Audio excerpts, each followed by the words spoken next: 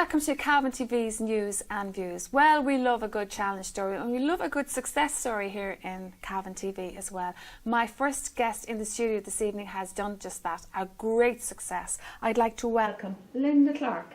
Welcome, Linda. Thanks, Ronnie. Linda has just completed the Abbott World Marathon Majors, and that means running in 6 major cities in the world, and Linda just hot off the plane after doing that. Well done. Linda, you have done 11 marathons since 2015. That's right, Anya. Now, like The rest of us, you were a sporting person when you were growing up, you liked to do a bit of community games, and you played camogie as well. I did, yeah. But then you took it up seriously in 2015. How did that come about? I ran Dublin Marathon in October 2015. Probably well underprepared, and I just fell in love with running long distances, and after that I was hooked. So after one marathon you got bitten by the bug? Definitely, yes. So you took one marathon at a time and then you got to love it? Yes. So how did you hear about the Abbott World Marathon Majors? Myself and 2 friends, we did London Marathon in April 2017, and I was at the expo that we learnt of the Abbott major marathons, and that was it. I said to the girls coming home on the plane, I'm going to do it. So to tell folks out there what that means is 6 very big cities in the world, and you must run and you go, and you get it's a lottery to get into some of these marathons. Some of them is a ballot, which I won pretty much all of them to get into. Excellent stuff. Now, Linda, throw us out some of the names there. I can name one. I can half remember the cities, but I'm all over the world at this time. London, Berlin, Chicago, New York, Tokyo, and the last one was Boston. Okay, and fantastic medals. Just show us some of your medals. We want to see some of your medals. Show us the London one. This was London. And that was the first one in the series? Yes, in 2017, yeah.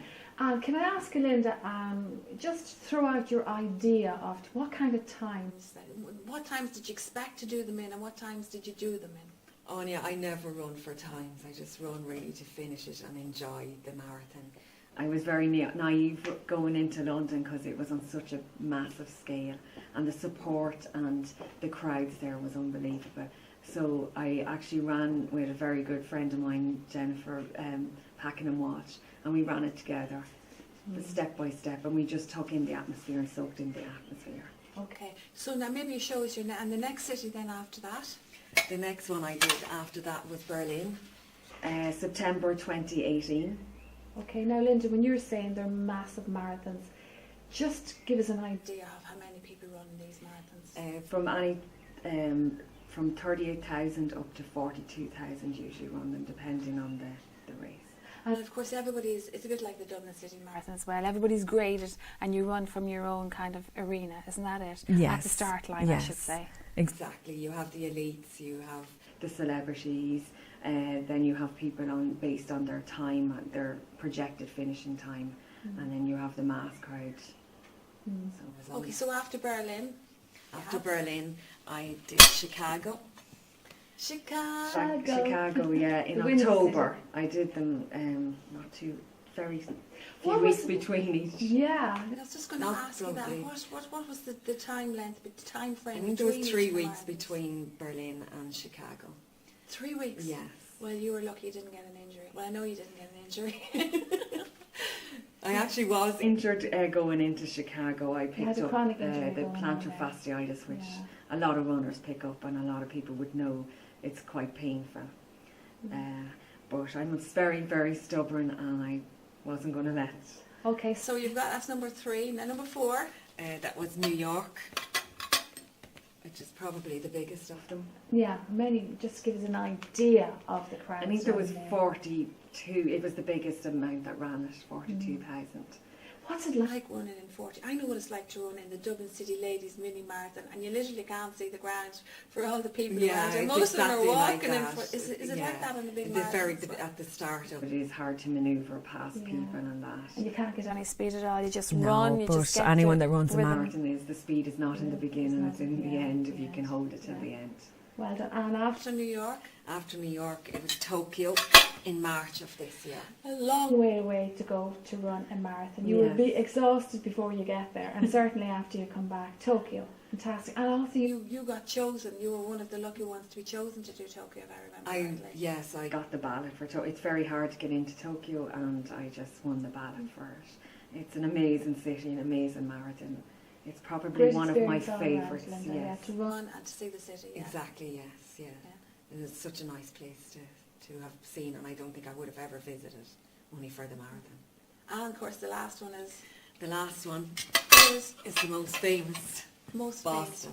And of course Boston has a sad tinge to it as well, because actually a few years ago I interviewed Diana Hogan Murphy, and Diana 6 years ago. 6 years ago now, and Diana was running in the race from the time that the bombs went off in the marathon race. So what was the feeling like of the race this time? Do people remember it? Yes, there was a lot of talk about the bombing and how it was never going to stop Boston. The Boston people are amazing. The supporters all through the line, from the start to the finish, there was no let up. They were just so supportive, and they actually kept you going through the whole race, because Boston was extremely hot the first half of the marathon, and I wasn't feeling particularly well with the heat, and the Boston supporters got me through it.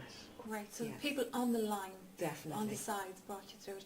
And also as well, I think remember you talking about, I think you actually, did you meet or you heard the story of some people who were actually injured in the Boston Marathon 60 years ago, and they've come back to run as an impaired athlete? Yes, there was a lot. That's amazing, isn't it? It was amputees running again. And they ran. It just goes to show you the courage and the camaraderie, and how people can help each other to get on, because that's a life-changing experience. In any marathon I've ever run, the amount of support you get from fellow runners to finish and that to was keep my next going. question. Exactly. My next question, Linda. Who are the people? Of course, to run a marathon, you have to pull the strength from yourself, but you do need support. Who helped you? Who supported you? Well, throughout this journey, there was times when I was completely frustrated, and I didn't think I'd actually finish my dream, and I thought I'd have to let some of the marathons go because of the injury.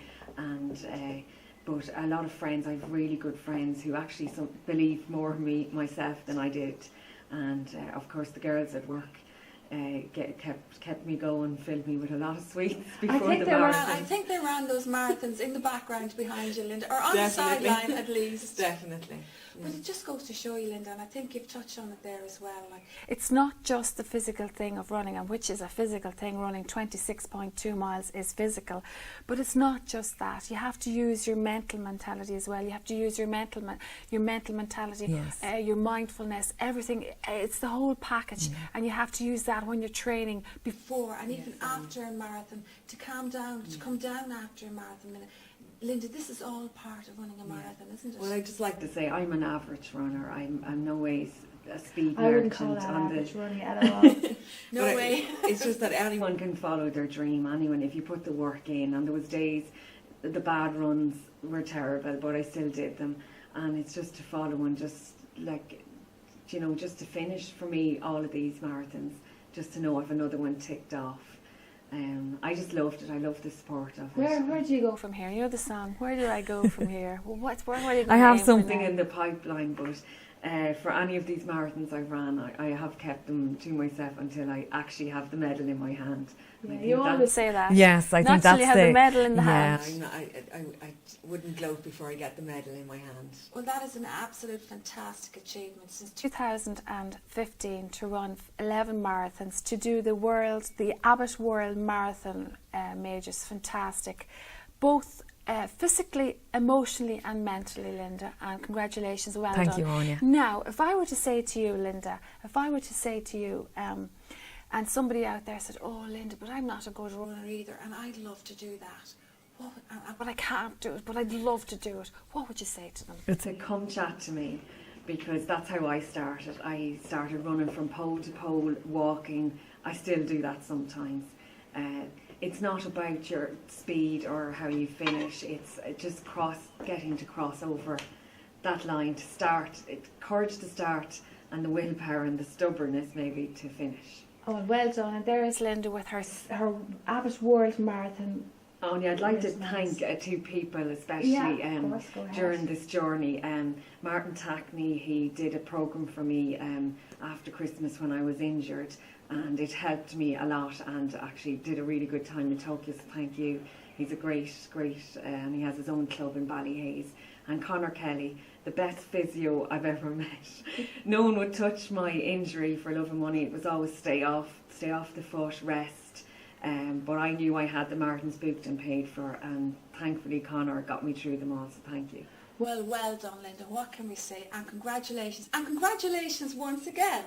And here we have from Cavan TV, as a little celebration for Linda, we have 6 buns and they represent each of the cities that you have run. So there you are, folks. She made her dreams come true. And Linda, now just see if you can blow them all out at once. And all I can say is from us all here in Cavan TV, and congratulations as well, the first lady in Cavan to do the Abbott World Marathon majors. Well done, Linda. Away you go. See the power to blow out those 6 candles. Well done. Thank you very much, Linda Clarke.